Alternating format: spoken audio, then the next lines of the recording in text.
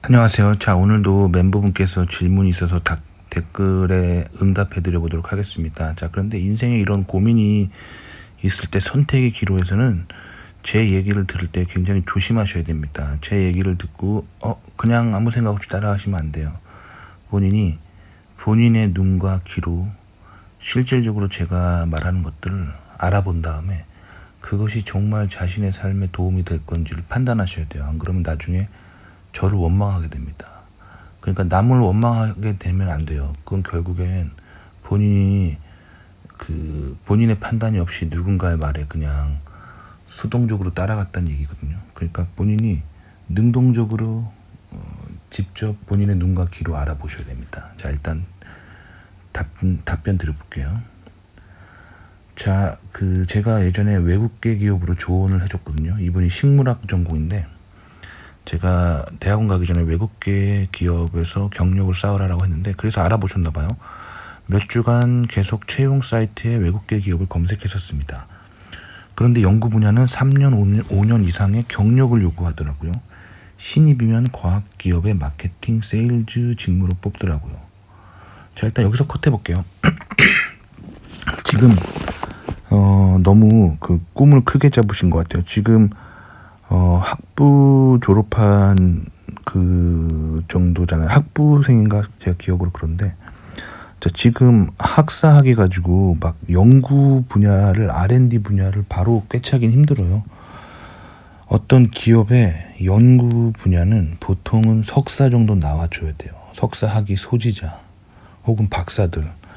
그러니까 학부 때 연구 분야에서 뽑아주면 감사한 거죠. 저는 학부 출신이었음에도 불구하고 졸업하고 이제 R&D 회사에 엔지니어링 회사의 R&D 팀에 입사가 가능했었거든요. 그건 제가 운이 좋았던 거고. 보통은 그게 좀 쉽지 않죠. 그렇기 때문에 꼭 R&D를 물론 R&D 되면 좋겠죠. 근데 R&D가 안 되면은 지금 님이 두 번째로 말씀하신 신입이면 과학기업의 마케팅, 세일즈 여기도 괜찮습니다. 왜냐면 과학기업의 혹은 엔지니어링 회사의 마케팅, 세일즈라는 거는 결국에는 기술 영업이에요. 그래서 어떻게 보면 기술의 흐름을 굉장히 잘 알 수가 있습니다. 무슨 말이냐면 자, 예를 들어 볼게요. 농약을 만드는 회사라고 쳐봐요. 그럼 농약도 종류가 되게 많잖아요. 그렇죠? 근데 보통 석박사들은 아주 특수한 분야에 아주 특정한 것만 전문적으로 한단 말이에요. 뭐 예를 들면 뭐 벼에 뿌리는 농약만 집중적으로 연구하겠죠. 석박사들이 뭐 예를 들면 메뚜기 같은 걸 제거하는 그런 것만 전문적으로 연구하겠죠. 근데 그 회사는 또 이제 파리나 바퀴벌레 죽이는 약도 만들겠죠. 그러면 파리나 바퀴벌레는 또 그쪽으로 전문가가 한단 말이에요. 그렇기 때문에 오히려 세일즈나 마케팅 쪽에 있는 사람들이 회사에서 쓰는 모든 제품군을 다 알 수가 있어요. 그렇기 때문에 거시적인 눈으로 이 전체적인 흐름을 바라볼 수 있는 장점이 있거든요. 그런 장점으로 있으면서 오히려 어떤 분야의 살충제가 농약 중에서 제일 잘 나가는지 그거를 볼 수 있는 굉장히 좋은 기회거든요. 그리고 그렇게 마케팅, 세일즈로 일하면서 어찌됐든 엔지니어링 부서랑 협업을 한단 말이에요. 그러니까 그걸 가지고 이력서를 자기소개서를 잘 쓰면 돼요. 그러니까 이 마케팅, 세일즈가 직무라 하더라도 일을 하다 보면 뭐 일의 한 전체 100%라고 하면 한 20% 정도는 엔지니어링 부서랑 협업을 하게 돼 있습니다.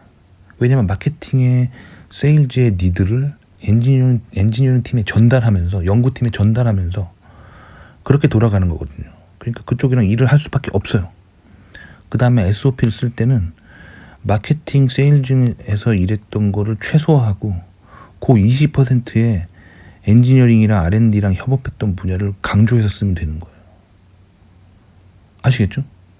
그러니까 뭐 나중에 학교에서 뭐 이력을 증명하기 위해서 뭐 경력 증명서를 요구할 수도 있고 안 할 수도 있지만 뭐 예를 들면 회사에서 경력 증명서를 떼오면 경력 증명서에는 굉장히 이렇게 모호하게 적히거든요.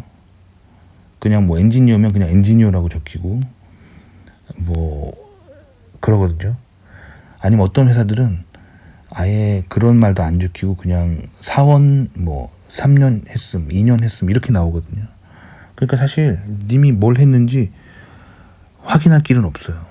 그러니까 님이 거짓말 하는 게 아니라 님의 경력을 본인이 얼마나 잘 포장하느냐에 따라 달려있다는 거예요. 그러니까 세일즈 마케터로 일한다 하더라도 100% 일 중에 한 20% 정도 연구팀이랑 협업한 게 있으면 그걸 강조하면 되는 거예요. 그러니까 님이 그 말하기 나름이에요. 아시겠죠? 저 같은 경우는 자동차 관련 부품 회사에서 맨 처음에 학부 마치고 일했었거든요. 근데 그거 하면서 거의 한 절반 정도의 일이 공장을 이제 공장 관리하는 일이었고, 절반 정도의 일이 그 공장을 관리할 때 이제 그 회사가 외국계 회사라서 가상현실을 이용해서 막 관리하는 게 있었거든요. 굉장히 첨단이잖아요. 그래서 저는 나중에 미국 갈 때 자기소개서 쓸 때 제가 공장에서 제조업으로 막 뭐 관리했다는 얘기는 하나도 안 썼어요. 나머지 50% 가상현실로 뭔가 그 공장을 미리 이제 레이아웃을 보고 막 그런 뭔가 첨단 같잖아요. 그것만 강조했어요. 그러니까 결국에는 이제 가상현실 같은 거 하는 교수가 관심을 보여가지고 뽑혔습니다. 아시겠죠? 그러니까 본인 말하기 나름이라는 거예요. 자, 그 다음에 교환학생. 자, 계속 읽어볼게요. 그러다 보니 교환학생을 생각하지 않을 수 없게 되었습니다. 그런데 제가 경제적으로 부유한 편은 아닙니다. 그래서 간다면 제2원 아카데믹 트레이닝을 신청하여 주 20시간 정도를 인턴으로 근무하여 생활비를 벌 수 있어야 합니다. 일단 가서 인턴이 된다는 보장도 없고 갔다가 인턴으로 뽑히지 못해 어려움을 겪지 않을까 생각했습니다. 여기서 컷 해볼게요. 그러니까 지금 인턴으로 오퍼를 받은 것도 아니고, 그래서 인턴으로 뭔가 바로 된다는 보장이 없잖아요. 그쵸? 그러니까 이거는 본인이 어떤 오퍼를 받지 않으면은 이렇게 묻지마 식으로 가는 건 안 좋아요. 묻지마 식으로 가야 되는 케이스가 인생에 있긴 있거든요. 그런 거는 보통 이제 저 같은 기독교인들이 기도를 하고 하나님의 응답이 있을 때는 그렇게 해도 됩니다.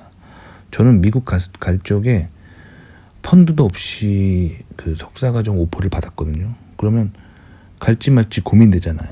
가서 펀드 못 받으면 중퇴하면 돈만 날리고 오는 거잖아요. 그래서 저는 기도를 했습니다. 그 새벽 기도를 다녔어요. 그래가지고 그 유학 가기 전에 하나님께 물어봤어요. 지금 돈도 없는데 가도 되냐?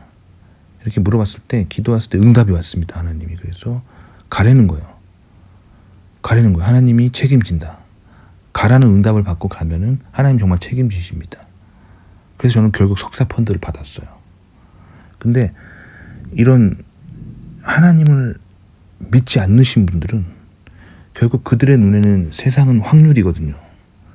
그러니까 확률적으로 가서 못 받을 수도 있는 거고 받을 수도 있는 거니까 섣불리 움직이면 안 됩니다. 너무 리스크가 커요.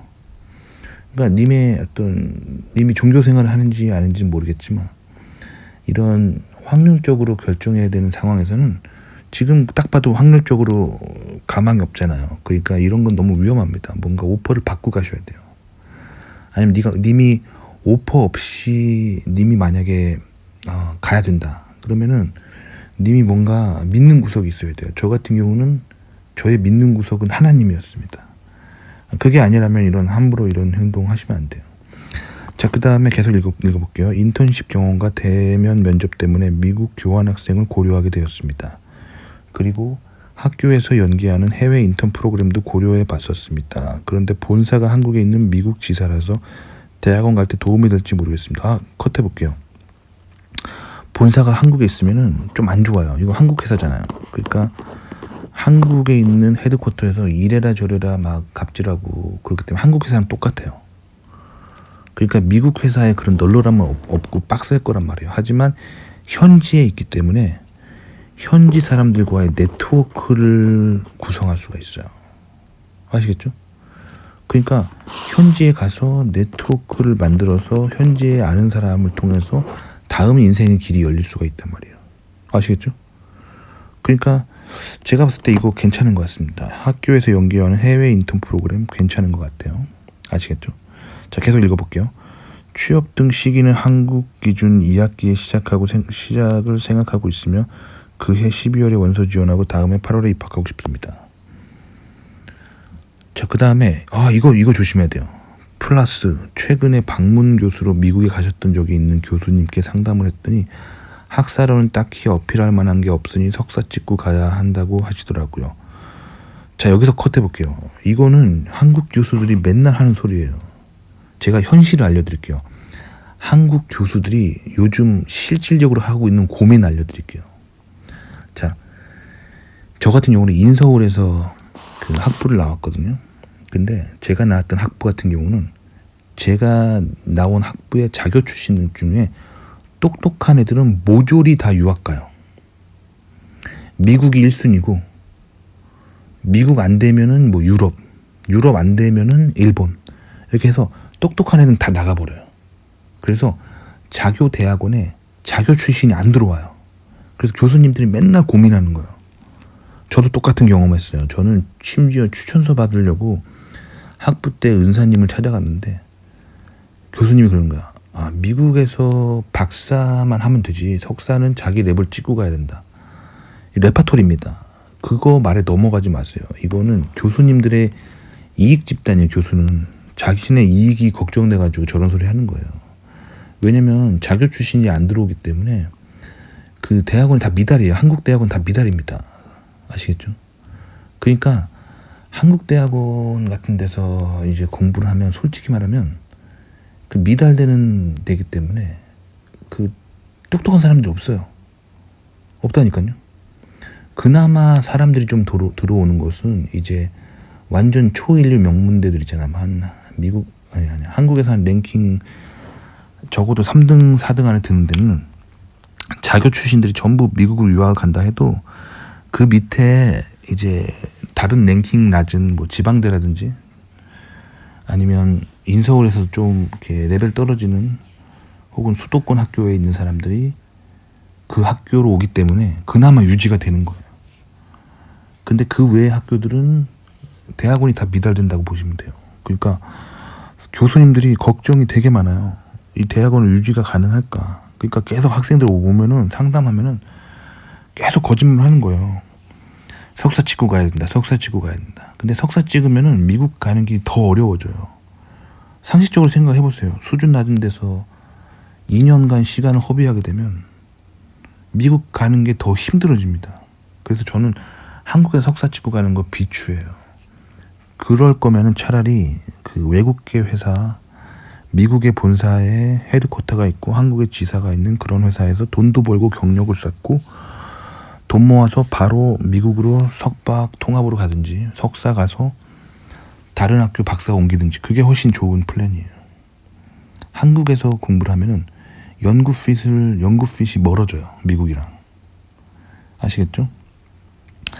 자, 그래서 지금 교환학생도 저는 괜찮다고 생각합니다. 교환학생이 아직 졸업 안 하셨으면 교환학생 가셔가지고 현지 교수님들이랑 커넥션을 만드는 거 괜찮습니다. 그래서 지금 님이 교환학생 교환 협약을 맺는 학교 중에 지원할 수 있는 곳 4가지 지금 하셨잖아요. 이런 데서 되는 대로 가시면 될 것 같아요. 그래서 가셔서 그 인맥을 만들고 돌아와가지고 나중에 거기 석사 받아주세요. 이렇게 가면 되겠죠. 근데 님이 지금 말한 4학교 모두 미국의 매우 시골 지역에 있거든요. 그러니까 조금 외로울 수가 있어요. 외로울 수 있기 때문에 그거를 좀 마음에 대비를 하시고, 그렇다고 외롭다고 막 가서 한인 학생들끼리만 똘똘 뭉쳐서 다니면은 영어도 못 배우고 너무 안 좋습니다. 오히려 미국 시골에 이게 막 백인들만 사는 이런 동네에 갔을 때가 영어를 늘릴 수 있는 기회예요. 그래서 미국 교회를 다니세요. 현지 교회, 한인 교회 말고. 그러면 영어를 굉장히 배울 수 있습니다. 그리고 인맥도 넓힐 수 있고. 그러니까 제가 추천드립니다. 그래서 이런 시골 지역에 가셔가지고 현지 미국인들이 다니는 교회를 다니면서 인맥을 넓히시는 걸 추천드립니다. 자, 그 다음에 이제 인턴십 회사, 제약회사였으면 위치가 캘리포니아 어디인데 여기가 그 미국 LA 근교 대도시거든요. 그러니까 아니 LA 근교의 서버브 지역이거든요. 그러니까 LA라는 대도시의 서버브 지역이에요, 여기가. 그러니까 LA가 되게 가깝단 말이에요. LA가 막 1시간 정도 안에 떨어지는 곳이기 때문에 요 지역에 LA는 특히 미국 최대 한국인 거주 지역이거든요. 그러니까 한국인들하고 막 어울리는 거를 좀 경계하셔야 돼요. 왜 그러냐면 이 한국인들 많은 도시에 살게 되면은 영어가 안 늘어요. 진짜로 LA에 20년 살고 영어 한마디 못하는 사람 되게 많이 만났어요. 실질적으로 박사인데도 제가 아는 분 중에 LA 지역에서 박사학위를 마쳤는데도 뭐 같이 밥 먹으러 가면은 주문을 못하는 분이 있어요. 그래서 그냥 메뉴판에 있는 사진 보고 박사를 마쳤는데도 디스 플리즈 이렇게 주문하는 형이 있어요. 왜 그러냐면 맨날 한인 친구들이랑 한인타운 가서 삼겹살 구워 먹고 소주 마시고 김치찌개 된장찌개 먹으면서 그렇게 박사 내내 살은 거예요. 영어가 전혀 안 늘어요. 그리고 수업만 학교 가서 영어로 들은 거야. 근데 사실 그런 정도의 삶은 한국에서도 가능합니다. 한국에서도 요즘 박사과정 수업 중에 영어로 하는 수업 많아요. 외국인 학생들이 오기 때문에. 그렇기 때문에 그러면 뭐하러 미국까지 가서 공부합니까? 그렇죠? 그러니까 한국인들을 좀 경계하시고 한국인 없는 곳에서 좀 이렇게 지낼 때 영어가 좀 늘 수 있어요. 아시겠죠? 그래서 일단 다양하게 시도를 해보세요. 근데 저는 솔직히 말씀드리면 한국에서 석사 찍고 가는 거는 저는 아닌 것 같아요. 그래서 제가 추천드리는 방법은 그 교환학생 트라이 해보시고 교환학생으로 가서 그 미국 교수랑 커넥션 만들어 놓고 나중에 저 받아주세요. 요 전략 괜찮고요. 그러면서 동네에 그 미국인들이 다니는 교회 다니면서 현지 미국인들의 인맥을 좀 많이 만들어서 돌아오시면 큰 자산이 될 것 같죠. 인턴십도 괜찮아 보여요. 인턴십도 여기가 그 한국의 본사가 있는 미국 지사잖아요. 그러니까 좀 빡셀 거예요. 한국의 헤드쿼터에서 일을 많이 시키긴 하지만 현지에 있다는 또 장점을 최대한 활용해서 현지 인맥을 쌓고 돌아오면 되겠죠.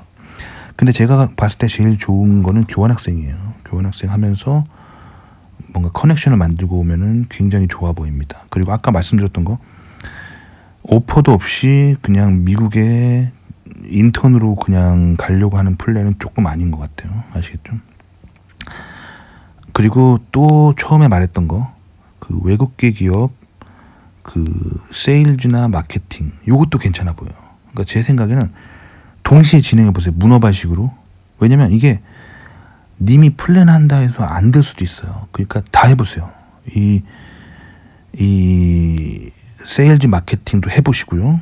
그 다음에 교환학생도 해보시고 그 다음에 한국에 본사가 있는 그 캘리포니아 LA 근교의 이 제약회사 인턴도 해보세요. 다 해보세요. 그렇게 해서 되는 대로 오는 것 중에 골라 가시면 돼요. 그리고 나머지는 나중에 뭐 취소해도 되거든요. 뭐 상황이 뭐 그렇게 해서 못 가게 됐다 이런 식으로 하면 되거든요. 그러니까 다 한번 트라이 해보시고 좋은 결과 있었으면 좋겠는데 한국에 석사 찍고 가는 거는 제가 봤을 때는 안 좋은 생각입니다. 아시겠죠? 그리고 오퍼도 없이 인턴 가는 것도 안 좋은 생각이고요. 아시겠죠? 도움이 되셨기 바랍니다.